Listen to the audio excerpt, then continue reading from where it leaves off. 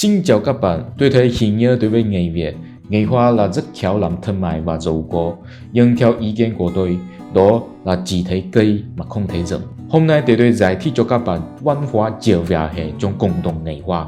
Văn hóa chiều vỉa hè là gì? Những người làm thương mại ở chiều vỉa hè chỉ cần mua và bán sản phẩm, không cần chế tạo sản phẩm, không cần cung cấp dịch vụ bảo trì, cũng không cần quản lý công ty. Tương tự như vậy, ngày hoa làm thương mại là khéo về mua và bán sản phẩm, không khéo chế tạo, không khéo cung cấp dịch vụ bảo trì, cũng không khéo cả về quản lý công ty nữa. Tại sao là như vậy? Tại vì chế tạo, dịch vụ và quản lý đều là đầu tư cần thời gian lâu dài. Và đầu tư có thể lâu dài hay không là tùy theo điều kiện về rủi ro kinh doanh. Nếu một ông chủ cảm thấy công việc kinh doanh của mình có nhiều rủi ro và khi rủi ro không được đảm bảo và giải quyết, thực ra là ông chủ đó không dám làm đầu tư lâu dài, chỉ muốn mua nhanh, bán nhanh, tiết kiệm nhanh, sau đó đầu cơ bất động sản. Công ty có thể bị phá sản, nhưng bất động sản chẳng nhẽ là bị mất đi. Theo một thống kê, số tuổi bình quân của công ty Nhật Bản là 52 tuổi, nước Mỹ là 24 tuổi, Trung Quốc là 3 tuổi. Tại vì chỉ muốn mua nhanh bán nhanh, cho nên ngày hoa làm thương mại có thể rất cố gắng, không cần nghỉ ngơi, giá bán có thể rất thấp, nhưng kỹ thuật, dịch vụ, quản lý vẫn đang cùng kém. Thế thì tại sao ngày hoa thiếu điều kiện về rủi ro kinh doanh? Đối với người Trung Quốc, quyền tài sản không được đảm bảo, ai làm công ty lớn sẽ bị lãnh đạo nhắm mục tiêu kiểm soát, ví dụ Mã Vân. Đối với người Hồng Kông sẽ bị Trung Quốc kiểm soát hoàn toàn. Tình hình bây giờ đã chứng minh rồi. Đối với người Đài Loan sẽ có chiến tranh với Trung Quốc và có lẽ bị thống trị. Bây giờ đang bước vào tình hình đó.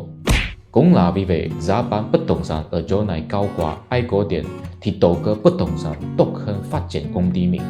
Bây giờ làm toán giờ trên giá bán bất động sản và GDP bình quân đầu ngày. Ở thủ đô Đài Loan, Đài Bắc, một ngày phải làm việc 41 năm không ăn không uống mới mua được một nhà có 100 mét vuông. Ở thủ đô Trung Quốc, Bắc Kinh là cần 95 năm, ở Hồng Kông là cần 72 năm.